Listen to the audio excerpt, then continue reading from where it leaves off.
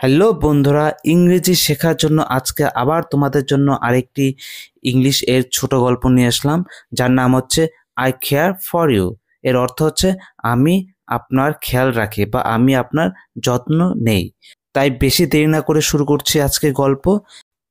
One day, একদিন, Frank was playing, Frank খেলছিলেন, with his old neighbour, তার বয়স্ক প্রতিবেশী মিস্টার বেকার এর পেটস, পোষা প্রাণীদের সঙ্গে। এখানে অ্যাকচুয়ালি অবজেক্ট কিন্তু মিস্টার বেকার নয়, মিস্টার বেকার এর যে পেটস অর্থাৎ পোষা প্রাণীরা তারা।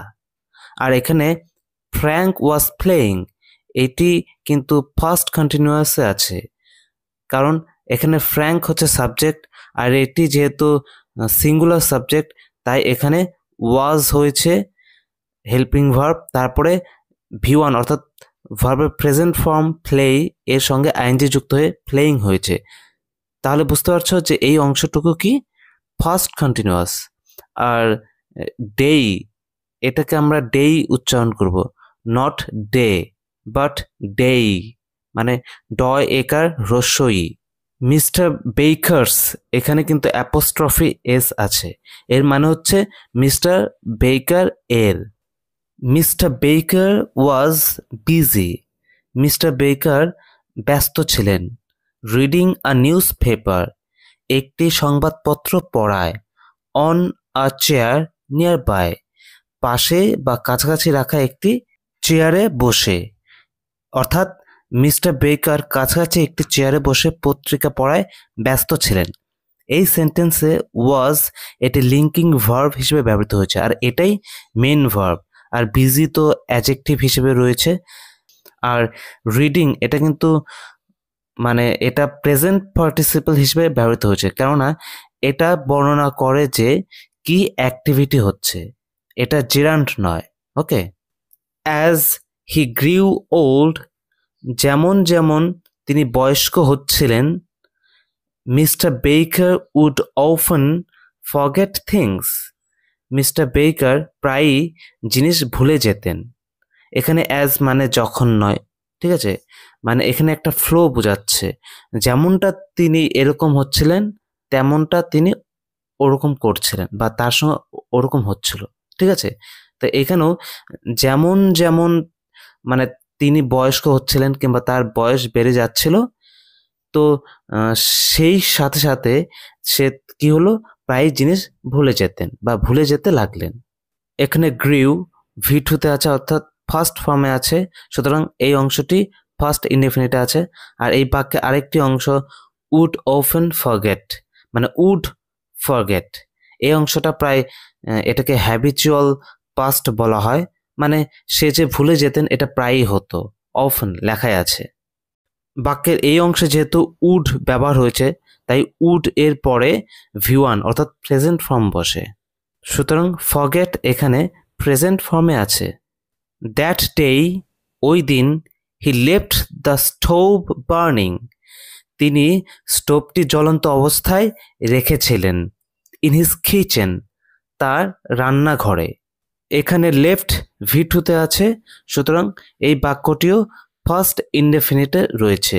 এর ভি1 হচ্ছে লিভ, যার মানে হচ্ছে ফেলে রাখা, যদিও এর আরো অনেক মানে আছে, কিন্তু এই বাক্যে এর মানে হচ্ছে ফেলে রাখা বা কোথাও ফাঁকা জায়গায় রাখা।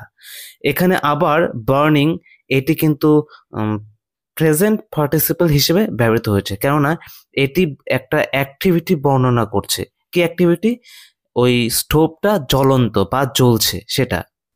অ্যাজ ফ্র্যাঙ্ক প্লেড, যখন ফ্র্যাঙ্ক খেলছিল, হি স, সে দেখল, ফ্লেমস, আগুনের শিখা, coming from mister Baker's kitchen, mister বেকারের রান্নাঘর থেকে আসছে, ঠিক আছে। মানে যখন ফ্র্যাঙ্ক খেলছিল সে দেখল মিস্টার বেকারের রান্নাঘর থেকে আগুনের শিখা বের হচ্ছে। এখানে এই শব্দের উচ্চারণ কিন্তু ফ্ল্যামস নয়, এটা উচ্চারণ হবে ফ্লেমস। ফ্লেমস অনেকটা জেটের মতো ভাব আসবে, আর ফ্ল্যাম না বলে ফ্লেম। আর এখানে প্লেড ভি টুতে আছে, সুতরাং ফার্স্ট ইনডেফিনিটে আছে এই বাক্যটি। আমরা অনেকেই কিন্তু এই শব্দটাকে পয়লয় একার উচ্চারণ করি না, পয়লয় একার হ্রস্বই, প্লেই, ঠিক আছে। এর ভি1 অর্থাৎ প্রেজেন্ট ফর্ম প্লেই, যার মানে হচ্ছে খেলা করা। He remembered the fire drill, সে আগুন নিয়ন্ত্রণ মহড়ার কথা মনে করল। অ্যান্ড এবং কল্ড দ্য ফায়ার ডিপার্টমেন্ট, দমকল বিভাগে ফোন করল। এই বাক্যের দুটি বাক্যাংশে দুটি ভার্ব রয়েছে। প্রথমটি হচ্ছে রিমেম্বার্ড, এটি ভিটুতে আছে, এবং দ্বিতীয়টি কল্ড, এটিও ভিটুতে আছে।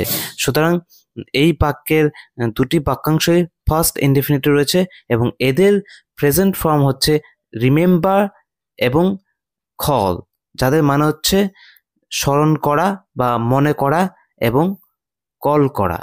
ফায়ার ডিপার্টমেন্ট মানে হচ্ছে দমকল বিভাগ। দেন হি র্যান টু মিস্টার বেকার, তারপরে সে মিস্টার বেকারের কাছে দৌড়ে গেল।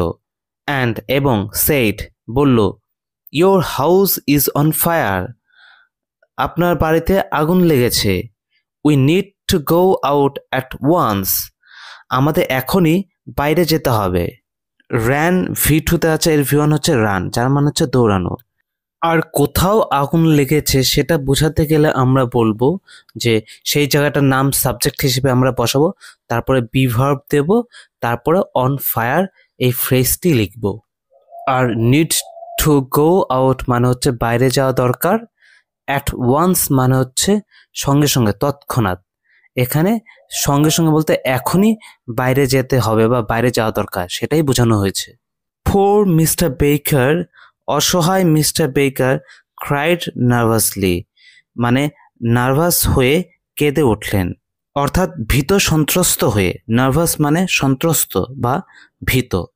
ফ্র্যাঙ্ক গো, ফ্র্যাঙ্ক যাও, অ্যান্ড এবং টেক দ্য পেটস, পোষা প্রাণীগুলোদের নাও, অ্যান্ড সেভ ইয়োর সেলভস, এবং তোমাদের বাঁচাও।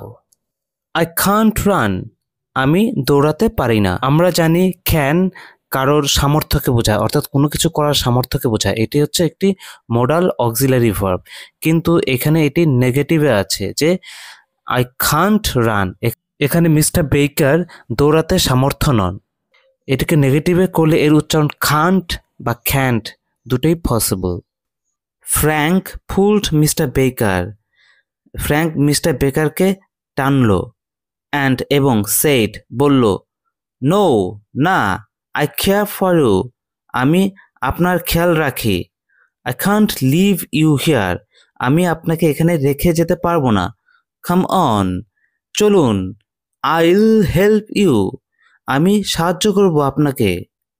এখানে ফুলড, এটি ভি2তে আছে, এর ভি1 হচ্ছে ফুল, যার মানে হচ্ছে টানা। আর লিভ মানে হচ্ছে ত্যাগ করা, আর হেল্প মানে সবাই জানে সাহায্য করা। আর এইখানে যে অংশটা আছে না, এটা কিন্তু শর্ট ফর্ম আছে, কন্ট্রাকশন, এটা হচ্ছে আই উইল, তাই আইল এভাবে একটু টেনে উচ্চারণ করতে হবে, আই উইল না বলে। He also pushed the cat and the dog out of the door, সে বিড়াল আর কুকুরটিকেও দরজা দিয়ে ঠেলে বাইরে বের করে দিল। এখানে পুশড ভি2তে আছে, এর ভি1 হচ্ছে পুশ, যার মানে হচ্ছে ঠেলা দেওয়া। আর আউট অফ মানে হচ্ছে কোনো কিছুর বাইরে, তাহলে আউট অফ দ্য ডোর মানে দরজার বাইরে। দেন এরপর বা তারপর ফ্র্যাঙ্ক জেন্টলি, ফ্র্যাঙ্ক আস্তে আস্তে বা আস্তে করে লেট মিস্টার বেকার আউট, মিস্টার বেকারকে বাইরে নিয়ে এলো। লেট এখানে ভি2তে আছে, এর ভি1 হচ্ছে লিড, যার মানে হচ্ছে পথ দেখানো। তাহলে ফ্র্যাঙ্ক জেন্টলি লেড মানে এরকম, ফ্র্যাঙ্ক আস্তে করে পথ দেখে নিয়ে গেল কাকে? মিস্টার বেকারকে। কোন দিকে? আউট, বাইরের দিকে। দ্য ফায়ার ডিপার্টমেন্ট, দমকল বিভাগ, সুন অ্যারাইভড, খুব তাড়াতাড়ি পৌঁছে গেল। অ্যান্ড এবং সেভড দ্য হাউস, বাড়িটিকে বাঁচিয়ে দিল। এখানে অ্যারাইভড ভি2তে আছে, এর ভি1 হচ্ছে অ্যারাইভ, যার মানে হচ্ছে আসা বা পৌঁছানো।